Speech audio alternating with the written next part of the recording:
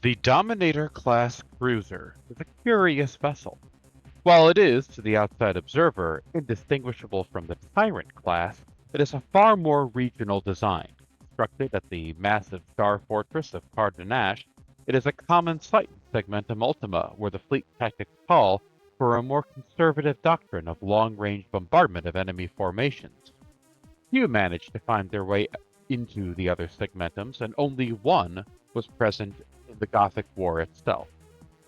Its armament reflects its position as a rear-line artillery platform, with its enormous Nova cannon performing most of the work of the vessel. The original design gave the vessel a broadside weapons battery that could rival battle cruisers in range, but lacked the advanced power distribution system to allow it to fire at a respectable rate. These older designs were appreciated for their low cost of maintenance and easy upkeep, but were found sorely lacking in combat situations. Conditions in battle saw the design replace the battlecruiser weapons for a shorter range but far more punishing broadside, doubling the rate of fire. Interestingly, this vessel is overlooked by the Adeptus Mechanicus in favor of the more technologically advanced Tyrant cruiser. While the ship itself was underwhelming in the Gothic War, its Nova cannon effectively saved the design. In every single exercise and simulation, the vessel favored poorly, as it lacked the range and flexibility of other cruiser designs of the time. When it was finally placed in the crucible of war, however, it truly shined. The Hammer of Justice under Captain Grenfell shone like a newly born star in combat, proving the design of both the Nova cannon and the vessel during the Port Ma blockade, and the raid of Alios. So impressive was the performance that many other vessels were upgraded with Nova cannons to capitalize on the stellar performance of the vessel. Another legendary vessel is the Depth of Fury, which proved to the forces of chaos that the most dangerous vessel they face are the mundane Imperial cruisers. It is as this vessel nearly destroyed the Terminus Est before itself was destroyed in combat.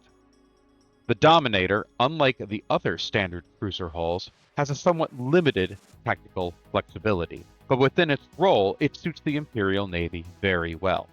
While the other classes of cruiser form the destructive wedge to break up formations of enemy ships, the Dominator sits back, commonly with the Mars-class battlecruiser, and uses its Nova cannon to focus fire upon high-value targets.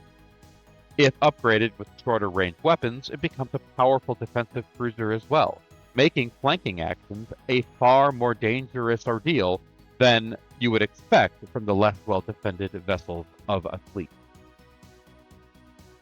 Fourth wall break here. So the Dominator really doesn't have that much lore to it. There's only a couple of references in, Battlefleet Collectus, and of course out of the main rulebook. It's just not a very commonly used ship in TFG lore.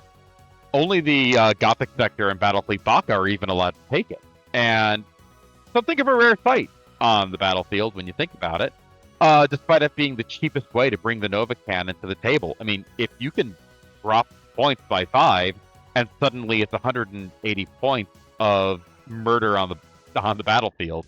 Oh, sorry, 185. But still, for those who don't know, this vessel is probably the strongest overall baseline cruiser for the Imperial Navy. 185 points, and you get a Nova cannon out of it. That's pretty great. So ultimately, this vessel is a great reason to go back to the original Gothic sector list and play with it, because you get to use this basically a super ship. It really is the best thing that you can field to really inconvenience your enemy. Now, be careful, of course, people get annoyed if you field more than 3 Nova cannons, but if they can't cope with it, they need to learn how to deal with it. Tell me about your Dominator stories. Comment below, and I hope you all enjoyed this video, and I'll see you all again really soon.